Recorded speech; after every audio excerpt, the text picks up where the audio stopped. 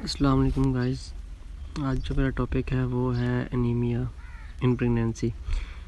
तो इसमें अब स्टार्ट करते हैं कि इंट्रोडक्शन इसका क्या है, इसके इंट्रोडक्शन क्या है, डिफ़ाइन कैसे करते हैं इसको, इसकी क्लासिफिकेशन हो गई, इसके सिम्पटम साइंस हो गए, मदर पे इनका क्या इफ़ेक्ट होता है एनीमिया का, आज इसके बारे में पढ़ेंगे।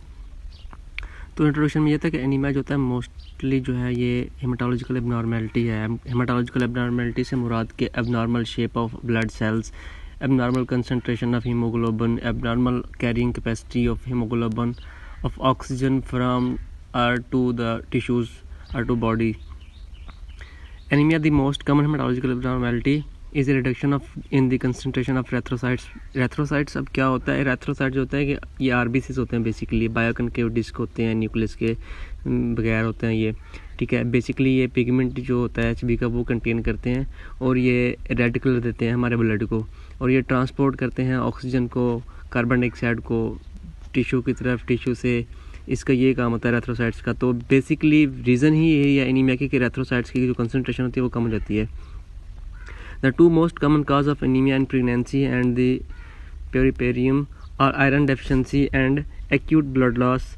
इसमें ये होता है कि जो मोस्ट कॉमन काज है एनीमिया की वो ये है कि एक तो प्रेगनेंसी के दौरान जब आप का मतलब कि गेस्टेशनल वीक होता है 20 before child birth and after 20 weeks, तो इसमें ये होता है कि भाई इनटेक सही नहीं हो रहा था विटामिन का या किसी भी क्या कहते हैं उसको आयरन का, जिसकी वजह से क्या होता है कि ब्लड लॉस होता है, ठीक है। ऑक्सीजन कैरिंग कैपेसिटी सही नहीं होती तो एनीमिया अकरिंग हो जाती है।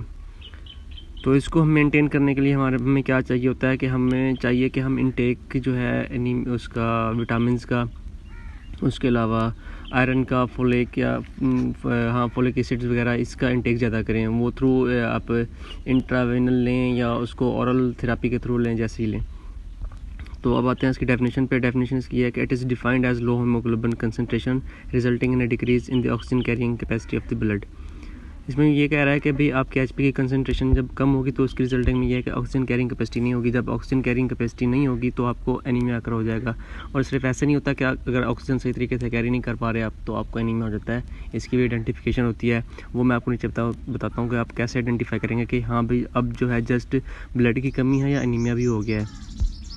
तो according to World Health Organization हमारा HP लेवल जो है लेस देन अगर 11 हो तो वो कंसिडर किया जाता है एनीमिया, वो भी ड्यूरिंग प्रेगनेंसी। अदरवाइज़ अगर आपका 11 है, मतलब कि आप नॉर्मल कंडीशन में हैं, ठीक है, आप प्रेग्नेंट नहीं हैं, तो अगर आपकी HB लेस देन 11 है तो आप इसका मतलब है कि नॉर्मल आपका ब्लड है, आपका ब्लड कम नहीं है, HB लेवल ठीक है आपकी। क्लासिफिकेशन, इसको हम क्लासीफाई करते हैं डिफरेंट जो है ना काउंसिल्स के थ्रू, मेडिकल रिसर्च। अब हर कंट्री में और हर मेडिकल रिसर्च या रिसर्चर जो भी होता है तो वो अपने तरीके से और अपने जो है ना एनवायरमेंटल बेस कह सकते हैं उसको, इलाकाई बेस पे जो है ना उसको क्या कहते हैं उसको क्लासीफाई करता है। अब नॉर्मल जो है हम जो मैंने रिसर्च किया एनीमिया के, उसमें जो हमने किया है वो तो है कि 8 to 10 है, 10 to 13 है, ठीक है, ऐसे करके मैंने क्लासीफाई किया हुआ है। और यहाँ पे सीवियरिटी जो है वो 4.1 to 7 ग्राम है, लेकिन मैंने लोअर देन 7 रख दिया कि इसमें सीवियरिटी होगी एनीमिया की। तो यहाँ पे जो उन्होंने इंडियन काउंसिल वालों ने किया हुआ था वो माइल्ड ये है कि 9 to 10.1 जो है वो माइल्ड है, 7.1 to 10 जो है वो मॉडरेट है, और 4.1 to 7 जो है वो है सीवियर एनीमिया, सीवियरिटी है इसकी। तो cause of anaemia in pregnancy, अब फिजियोलॉजिकल एनीमिया से भी हो सकती है एनीमिया, न्यूट्रिशनल एनीमिया से भी हो सकती है, ठीक है। और इसके अलावा क्या कहते हैं इसको, ब्लड लॉस की वजह से भी एनीमिया हो सकता है। क्रोनिक इलनेस जैसे कि किडनी डिजीज़ होती हैं, ठीक है, क्रोनिक डिजीज़ कोई भी होती हैं तो उनकी इलनेस की वजह से भी एनीमिया हो सकता है। उसके अलावा हीमोलाइसिस, ब्लड जो है ना ब्लड सेल्स होते हैं वो हीमोलाइज्ड हो रहे हैं, ठीक है, तो उसकी वजह से भी एनीमिया हो सकता है। हीमोग्लोबिनोपैथी बेसिकली होता है ये कि ब्लड डिसऑर्डर होता है, इनहेरिटरी जो होता है ये, इसमें क्या करता है कि RBCs के ऊपर इफेक्ट करता है ये।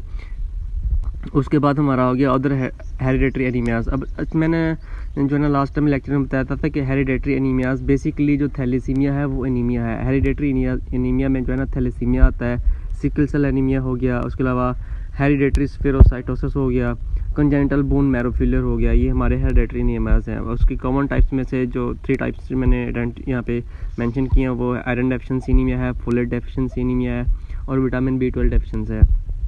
अब आयरन डेफिशिएंसी एनीमिया क्या है, हम इसको थोड़ा सा पढ़ें। This type of anaemia occurs when the body doesn't have enough iron to produce adequate amounts of hemoglobin, that's protein in red blood cells. It carries oxygen from the lungs to the rest of the body. इसमें वो ये कहना चाह रहा है कि anaemia जो होता है, आयरन डेफिशिएंसी एनीमिया तब अगर होता है जब हमारी बॉडी को इनफ प्रोडक्शन ना मिल रही हो इसकी हीमोग्लोबिन की ड्यू टू आयरन डेफिशिएंसी। अब ऐसा कि जब फीमेल प्रेग्नेंट होती है तो उसमें जो बेबी होता है, फीटस होता है, उसको भी एक ग्रोथ के लिए प्रॉपर आयरन की, विटामिन की, हर चीज़ की प्रॉपर जो है ना ज़रूरत होती है, ठीक है, मस्ट होता है उसके लिए। तो वो क्या करता है कि obviously into the mother है, ठीक है, वॉम में है, तो वो कहाँ से लेगा, इनटेक कहाँ से करेगा, वो इनटेक करेगा मदर से। तो जब मदर सही तरीके से इनटेक खुद नहीं कर पा रही होंगी, बेबी तो ऑब्वियसली करेगा उनसे। तो वो क्या करेगी कि उसके अंदर की जो उसकी अपनी क्या कहते हैं उसको इनटेक है वो कम है, बेबी को पूरी मिल रही है, तो उसमें आयरन डेफिशिएंसी हो जाएगी, जिसकी वजह से एनीमिया अगर होता है, हीमोग्लोबिन होता है ना वो सही तरीके से कैरी नहीं कर पाता। तो आयरन डेफिशिएंसी एनीमिया होता है, ये blood can not carry enough oxygen to tissues throughout the body, जैसे मैंने आपको recently tube abnormalities, spinal bifida and low birth rate mean कि आपका जो बेबी है उसको ईजियर हो जाएगा, ठीक है, इंट्रोड्यूसिंग मतलब कि बिफोर द बर्थ जो है बेबी सही से ग्रो नहीं कर पाएगा। नेक्स्ट है vitamin B12 deficiency. The body needs vitamin B12 to form healthy RBCs. When a pregnant woman doesn't get enough vitamin B12 from their diet, their body can produce enough healthy RBCs. Same like folate deficiency anaemia की तरह ये भी। Women who don't eat meat, poultry, dairy products and eggs have a greater risk of developing vitamin B12 deficiency, which may contribute to birth defects such as neural tube abnormalities and could lead to preterm labor। अब यह है कि उसमें just low birth और neural tube abnormalities की vitamin B12 deficiency की वजह से जगह प्रीटर्म लेबर भी हो रहा है। प्रीटर्म लेबर मैं आपको आगे एक्सप्लेन करना चाहता हूँ। अब हमारे पास आ गया इसके क्लिनिकल फीचर में हमारे जो सिम्पटम्स हैं वो उसमें लिथैर्जी हो गया। लिथैर्जी मीन के हमारी जो मतलब कि बेहोशी जाती है, इनएक्टिवनेस हो जाती है, लेजीनेस हो जाता है, इंडोलेंस हो जाती है जो बॉडी होती है हमारी। उसके बाद शॉर्टनेस ऑफ ब्रीथ है, मीन के हमारा जो सही तरीके से सांस नहीं ले पाएंगे, सांस उखड़ना जिसे कहते हैं, सांस की तंगी होगी, हमें पाल्पिटेशंस हो जाएगी। उसके अलावा चेस्ट पेन हो जाएगा हमें। चेस्ट पेन, अच्छा अब इसमें एनीमिया में चेस्ट पेन टू टाइप्स का होता है। एक ये होता है कि हाइपरटेंशन की वजह से हो जाता है, ठीक है, और एक कार्डियक इन्फेक्शन की वजह से हो जाता है, मतलब कि CKD हो जाता है आपको, उसकी वजह से भी चेस्ट पेन होता है। इसके अलावा हेडेक्स हो गया, डिजनेस एंड फेंटिंग हो गई, बेहोशी हो गया।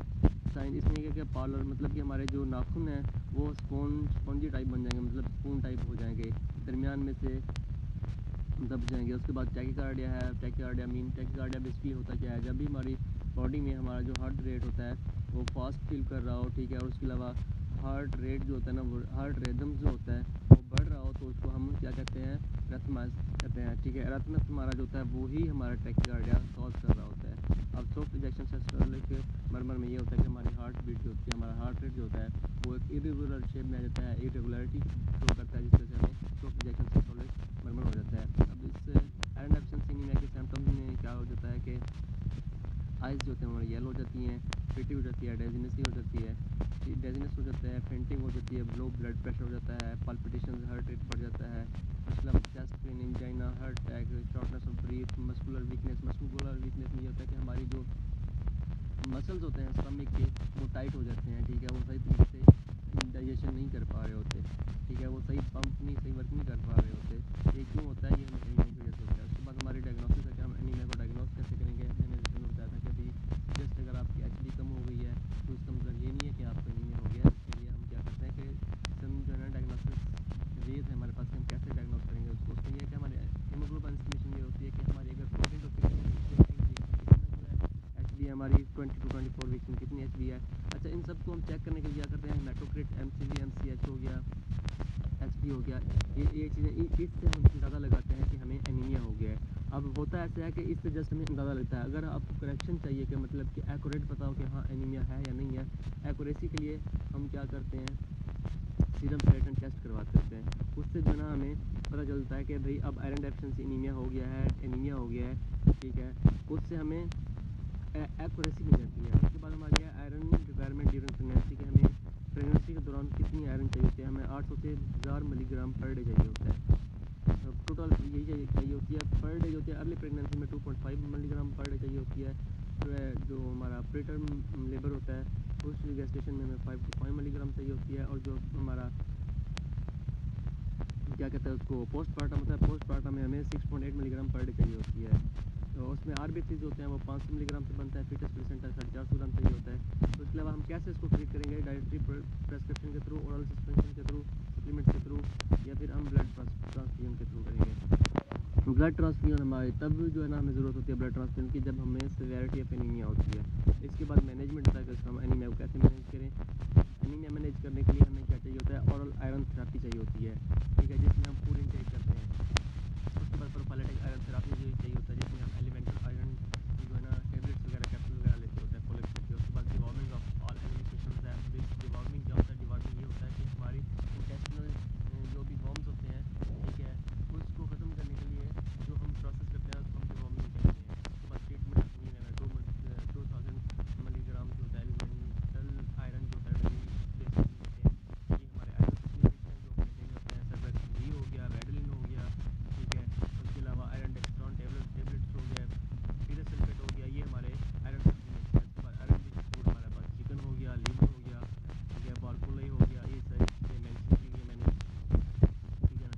8 फूड विटामिन B12 जो होता है उन्होंने बताया था कि भाई एक जो लिक्विड फूड्स के अलावा जो फूड होते हैं वो हमारे विटामिन B12 होते हैं। अब प्रिवेंशन क्या करना है, हमने फूड डाइवर्सिफिकेशन नहीं करनी है, उसके अलावा फूड फोर्टिफिकेशन नहीं करनी, ठीक है, इस चीज़ों से हमने प्रिवेंट करना है। उसके बाद अब हमारा आ गया effects of anaemia on mother. अब इफेक्ट्स ऑफ एनीमिया क्या है, एंटीपार्टम मतलब कि जो स्टार्टअप वीक्स होते हैं हमारे, स्टार्टअप गेस्टेशनल वीक होते हैं, उसमें क्या होता है कि हमें प्रीटर्म लेबर पेन होता है। प्रीटर्म लेबर पेन में ये होता है कि लेबर मतलब कि after 20 week and before 37 weeks जो हमें लेबर अकर होता है उसको हम प्रीटर्म लेबर कहते हैं। वो बाद औक़ात फीमेल्स में ऐसा होता है कि उनको वीकनेस होती है, तो इस ड्यूरेशन में उनको पेन बहुत ज़्यादा होती है, ठीक है। तो उसके बाद हमारा प्रीक्लैम्सिया हो गया, प्रीक्लैम्सिया नहीं हो गया हाइपरटेंशन होती है during pregnancy without any stress, high blood pressure हो जाता है। उसके बाद हमारा सेप्सिस है। सेप्सिस में क्या होता है कि कंडीशन है जिसमें हमारी बॉडी जो है रिस्पॉन्स कर रही होती है इम्यून सिस्टम को, और जितने भी इन्फेक्शन होते हैं उनको वो एक्टिवली रिएक्ट कर रहे होते हैं, उनको एक्टिवली अडॉप्ट कर रहे होते हैं हमारी बॉडी जो होती है, ठीक है। इसमें ये होता है कि ये लीड कर रहा होता है, जो सेप्सिस है ये लीड करता है इन्फेक्शन कॉज करने को हमारे, उसके अलावा ऑर्गन सिस्टम को जो है ना फेल करता है। उसके बाद हमारा IUGR है। IUGR mean inter uterine growth restrictions हो गया है। इसमें हमारी बॉडी जो है ना सही से ग्रो नहीं कर पा रही होती, जो फिटल बॉडी होती है वो ग्रो नहीं कर पा रही बिफोर द बर्थ, जो है ना वो इतनी दब जाती है, उसको सही तरह से नशोनुमा नहीं होती उसकी, तो जब वो पैदा होता है तो वो उसकी लेंथ भी कम हो जाती है, फिटनेस बहुत कम होती है, ठीक है, उसकी ग्रोथ रेट जो होती है वो बहुत कम होती है। उसके बाद हमारा आ गया PPH पोस्ट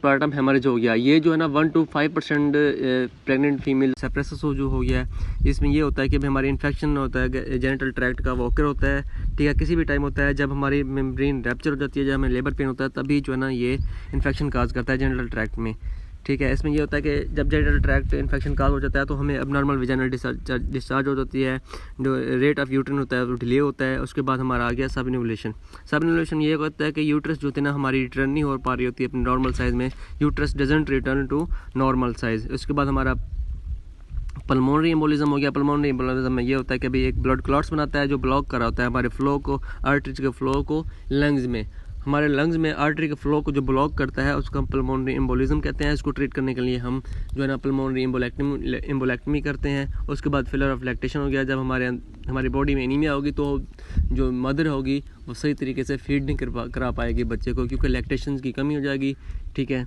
उसके बाद हो गया डिलेड वोंड हीलिंग के, जब भी जैसे फ़र्ज़ करें कि कोई प्रेग्नेंट औरत मतलब कि डिलीवरी जब होती है उसकी, तो क्या होता है कि उसमें मतलब कि वाउंड हील करने की इतनी ताकत नहीं होती कि जल्दी वाउंड हील हो जाता है। अदरवाइज़ जो नॉर्मल मतलब कि फ़ीमेल पेशेंट होती हैं डिलीवरी के बाद 30 डेज़ में जो है ना वाउंड उनका हील कर जाता है तकरीबन, लेकिन जो एनीमिक फ़ीमेल्स होती हैं, एनीमिक मदर्स होती हैं, वो उसका 30 से अबव डेज़ लग जाते हैं। तो